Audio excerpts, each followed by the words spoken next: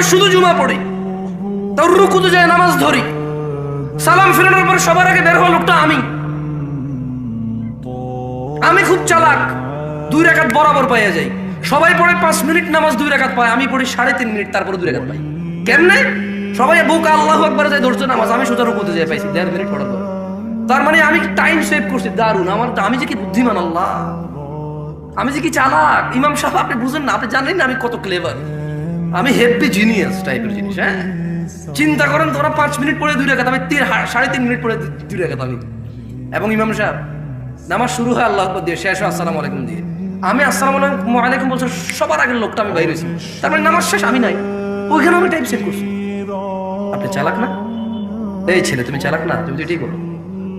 তোমার হুজুরকে বলো না, তুমি যাকে বিশ্বাস করো তাকে বলো না যে ইসলামে হাদিসের যে গ্রন্থগুলো আছে ওখান থেকে একটু বলেন তো, আমি শুধু জুমার 2 রাকাত পড়ি, আর কোনো নামাজ পড়ি না আমি, আর ঈদের নামাজ পড়ি, আর কেউ মারা গেলে আমার, তাও যদি আমার নানি, দাদি, নানা, নানু, খালা, খালু, ফুফা, ফুফি, হ্যাঁ, আত্মীয় স্বজন, চাচা, জ্যাঠা, একেবারে নিকটবর্তী হলে আমি জানাজা অংশগ্রহণ করি।